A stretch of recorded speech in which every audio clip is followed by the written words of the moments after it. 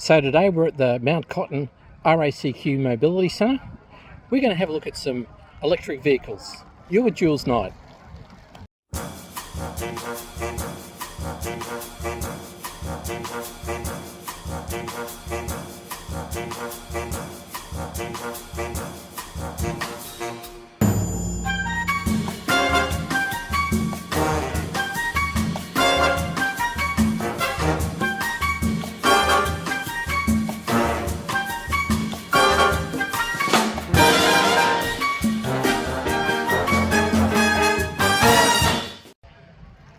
So today, as far as the electric vehicles go, we've got a mixture of cars that look like EVs and cars that look like normal cars, and they don't have a petrol engine in them, but they've got an electric motor. Whereas when we're looking at this Kia, you can just gently hear it humming away. However, it looks something like a Moon Rover.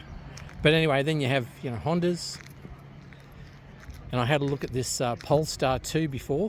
I had a drive of that one, and I've got to say this was a really impressive vehicle.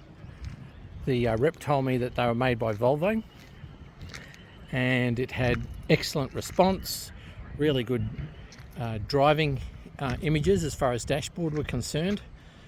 So yeah, just a seriously nice car all round.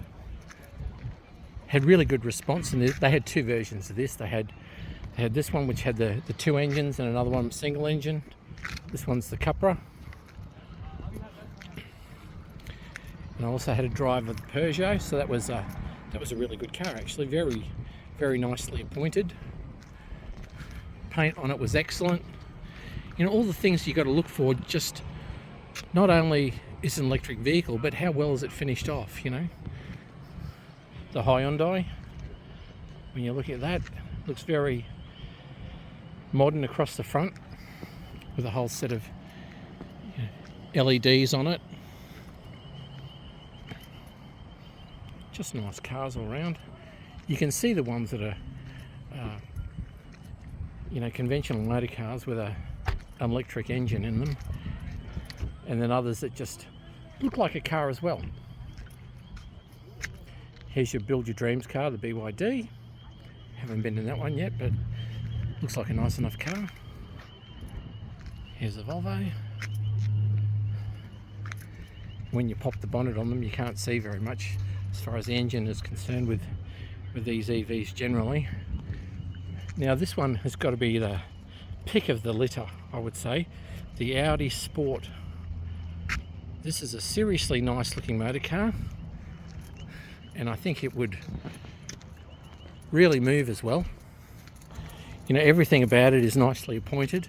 Audi certainly do a nice car anyways, but the styling treatment on the front and the back look really nice.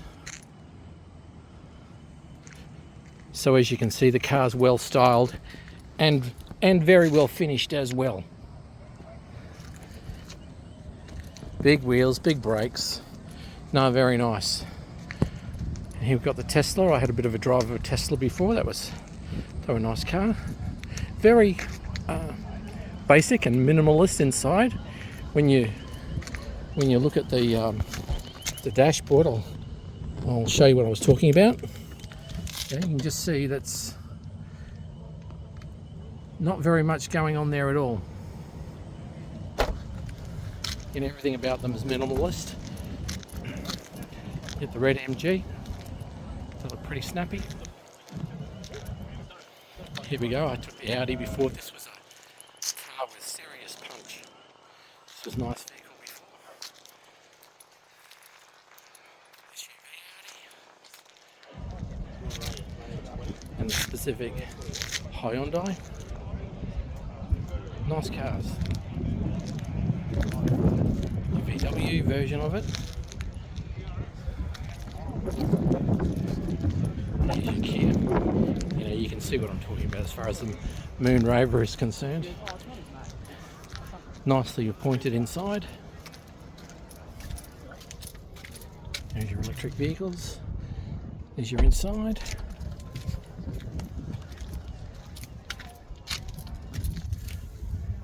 leather, styling at the back.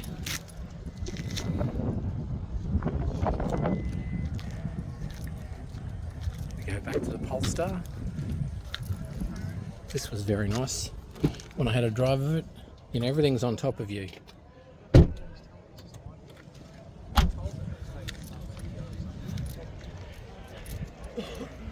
You come across here to the BYD again, Build Your Dreams. You know, the sedan version looks very snappy, very smart. I'll just look around it for you.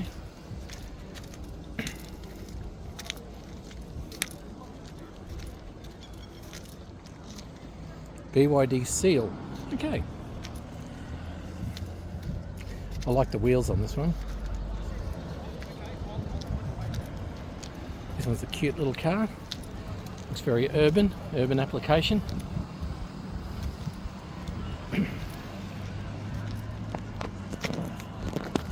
BMW.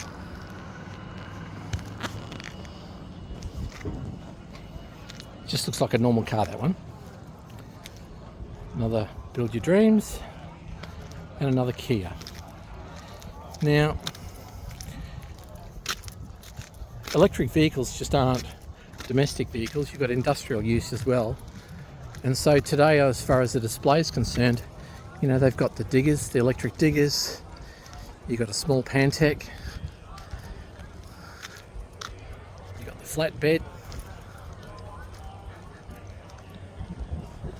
So, you know, you've getting the Hino there, Hino Pantech, Hino flatbed. Now the Peugeot van apparently goes pretty good. So that's just a pretty much straight application. Shallow wheel arches, helps with your payload. You got a big load in the back. Big flat load. Here's the next one. Another cab over. The futon, okay. Another Hyundai for the mighty electric. The rigid back. Yeah, pretty normal inside. So you can see they're really moving between the domestic car and also industrial use. But some of it's still heavy duty. Like for instance, you know, this Benz I took before for a drive around the mobility centre, and it seriously has punch. You know, you've got batteries here to run the cab, but you've got all the batteries underneath here to run the drivetrain, and the drivetrain itself isn't up here. The drivetrain is all here, and apparently, you know, it took extra time as far as the design and perfection was concerned, put everything in practice, but Ben's believe it was certainly worth the wait. And when you look at everything, I mean, it all looks heavy duty.